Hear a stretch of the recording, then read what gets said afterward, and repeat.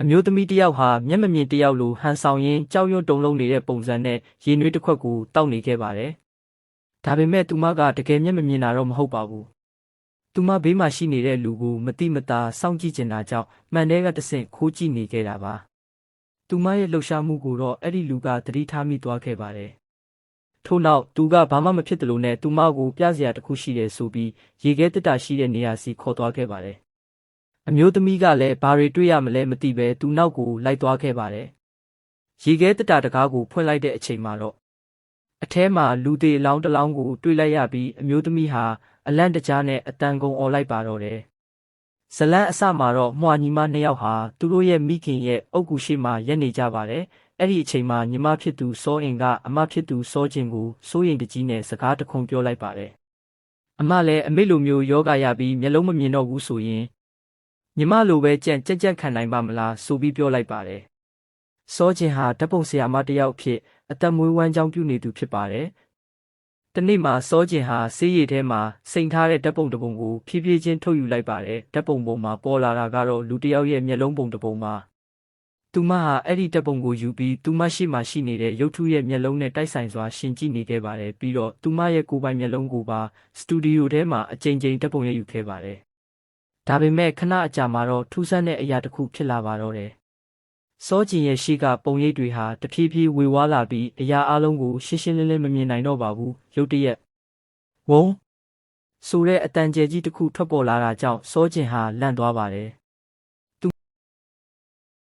အမောင်ထူတဲကနေလူတစ်ယောက်ထွက်လာတဲ့အတန်ကိုသာကြားလိုက်ရပါတယ်။စောကျင်ဟာအမောင်ထဲကိုတေချာကြည့်လိုက်တဲ့အခါဝိုးတဝါဖြစ်နေတဲ့လူရိပ်တစ်ခုကိုမြင်လိုက်ရပါတယ်။ကြောက်လန့်သွားတဲ့အတွက်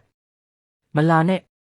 လို့ချက်ချင်းအော်ပြောလိုက်ပါတယ်။ဒါပေမဲ့အဲ့ဒီလူကတော့စောကျင်ကိုမမလို့ခေါ်လိုက်ပြီးသူ့ကိုတပ်ပုံရိုက်ပေးနိုင်တာဟာအချစ်ကြောင့်ပဲလို့ထူးဆန်းစွာပြောလာပါတယ်။အဲ့ဒီနောက်အမှောင်ထဲကလူဟာ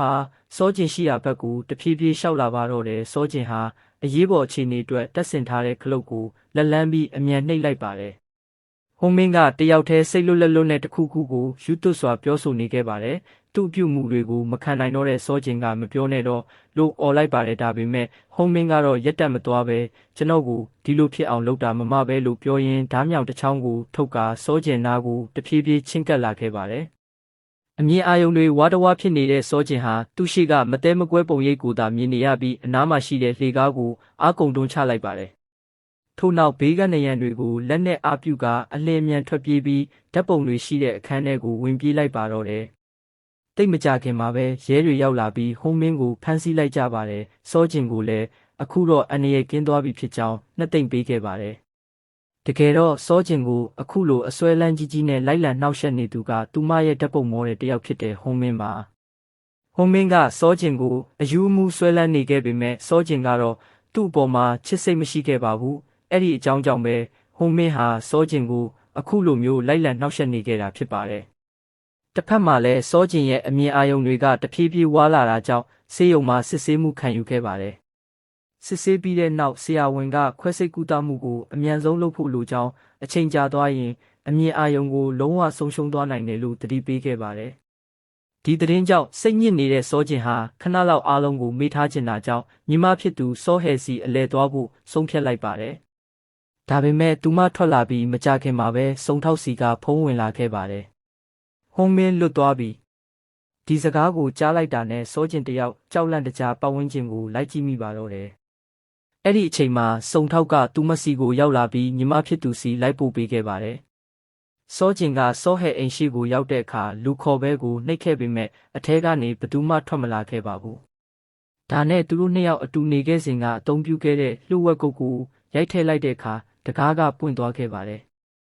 စောကျင်ကအိမ်ထဲကိုတဖြည်းဖြည်းဝင်လာပြီးပတ်ဝန်းကျင်ကိုစမ်းတဝါဝါနဲ့လိုက်ကြည့်ခဲ့ပါတယ်။အိမ်ထဲမှာတော့ပုံမှန်မဟုတ်တဲ့ထူးဆန်းတဲ့ရုပ်ထုတွေကိုတွေ့လိုက်ရပြီးညီမဖြစ်သူစောဟဲရဲ့အရေးရောင်ကိုတော့ဘယ်နေရာမှမတွေ့ခဲ့ရပါဘူး။နောက်ဆုံးမှာတော့စောကျင်ဟာမြေအောက်ခန်းထဲကိုရောက်သွားခဲ့ပါတယ်။အဲ့ဒီနေရာမှာသူမမြင်လိုက်ရတဲ့မြင်ကွင်းကြောင့်တော့ခြေလမ်းတွေရက်တန့်သွားခဲ့ပါတယ်။ညီမဖြစ်သူစောဟဲရဲ့ကြောက်စရာကောင်းတဲ့အဖြစ်ဆိုးကိုကိုယ်တိုင်မျက်မြင်တွေ့လိုက်ရတဲ့စောကျင်ဟာဘာလုပ်ရမှန်းမသိတော့ပဲအဲ့ဒီနေရာမှာပဲထိတ်လန့်တကြားငေးကြည့်နေမိပါတော့တယ်။ရဲတွေကတော့အစောပိုင်းစစ်ဆေးမှုတွေအရစောအင်ဟာကိုတက်တည်ခဲ့တာဖြစ်နိုင်တယ်လို့ယူဆကြပါတယ်။ ဒါပေမဲ့စောကျင်ကလုံးဝမယုံပါဘူးသူမရဲ့ညီမဟာအဲ့ဒီလိုလုံးမဲ့သူမဟုတ်ဘူးလို့သူမယုံကြည်နေပါတယ်ထူးခြားတာကစောအိမ်ရဲ့အလုတ်ခန်းထဲမှာအတိတ်ပဲနားမလည်နိုင်တဲ့မြေအိုးပန်းပူတွေရှိနေပါတယ်အဲ့ဒီအရာတွေထဲမှာတစ်ခုခုကိုဖုံးကွယ်ထားသလိုခံစားရပါတယ်ဒါအပြင်ညီမသေးဆုံးတဲ့နေ့မှာအဲ့ဒီနေရာအနီးမှာတစုံတစ်ယောက်ရှိနေခဲ့တာကိုလည်းစောကျင်ကသတိထားမိလာပါတယ်ဒါကြောင့်ရဲတွေကအမှုကိုပိတ်လိုက်ခြင်းပေမဲ့စောကျင်ကတော့ကိုယ်တိုင်အမှန်တရားကိုရှာဖို့ဆုံးဖြတ်လိုက်ပါတယ်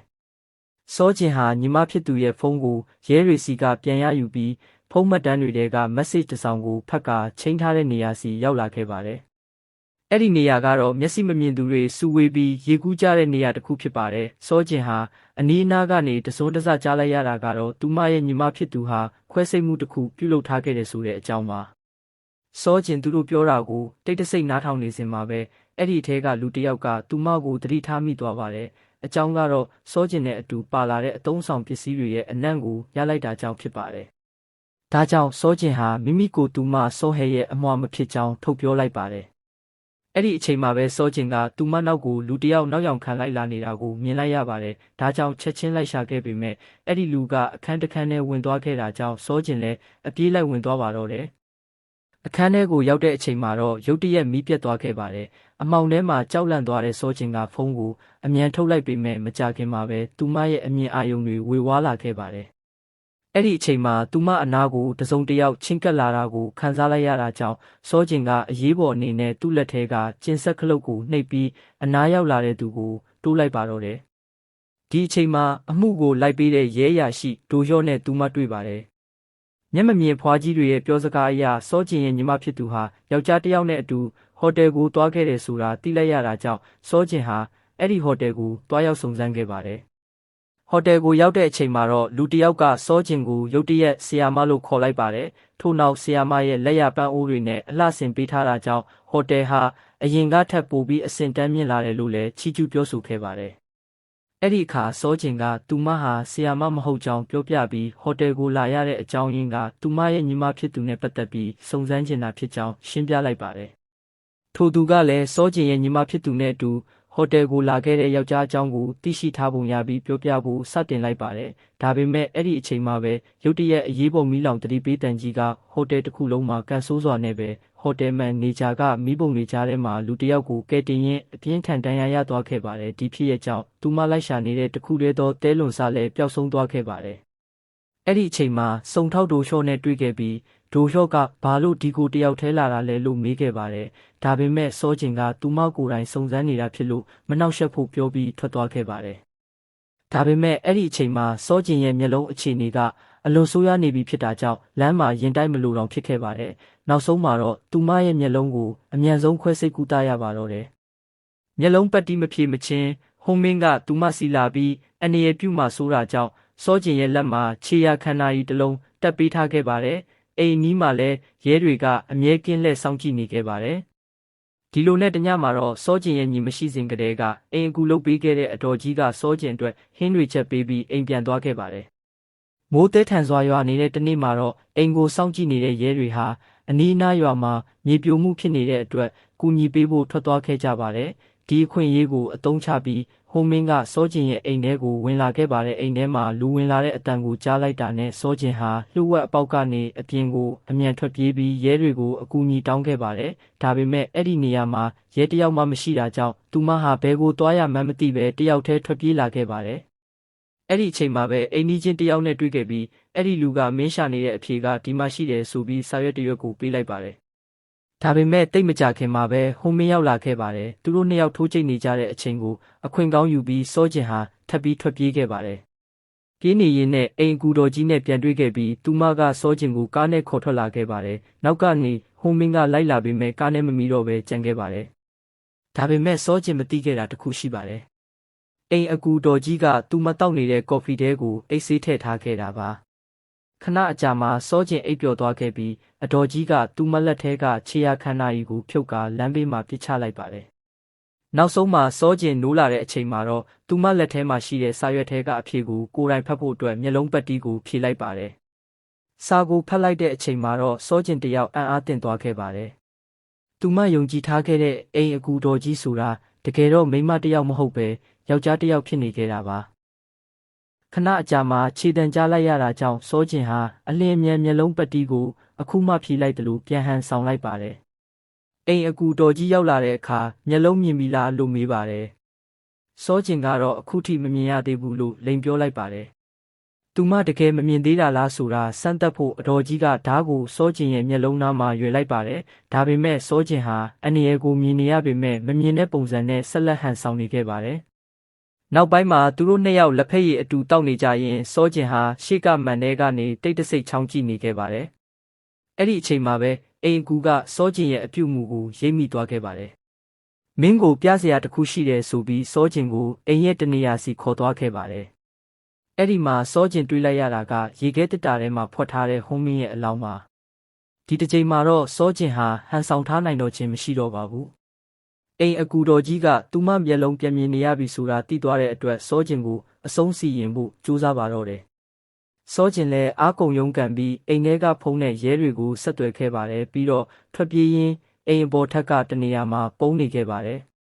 အဲ့ဒီအချိန်မှာအိမ်အကူကစောကျင်ကိုလိုက်ရှာရင်ဗီဒီယိုထဲကနေအယိုးစုတစ်ခုပြုတ်ကျလာခဲ့ပါတယ်။အဲ့ဒီအချိန်မှာပဲဇလန်းတစ်ခုလုံးရဲ့အကြီးမားဆုံးအမှန်တရားပေါ်ထွက်လာပါတော့တယ်။အိမ်အကူဖြစ်ဟန်ဆောင်နေသူဟာတခြားသူမဟုတ်ပဲစုံထောက်တိုလျှော့ပဲဖြစ်နေခဲ့တာပါ။ဗီဒီယိုထဲကအယိုးစုကလည်းသူ့ရဲ့မိခင်ရဲ့အယိုးစုဖြစ်နေခဲ့ပါတယ်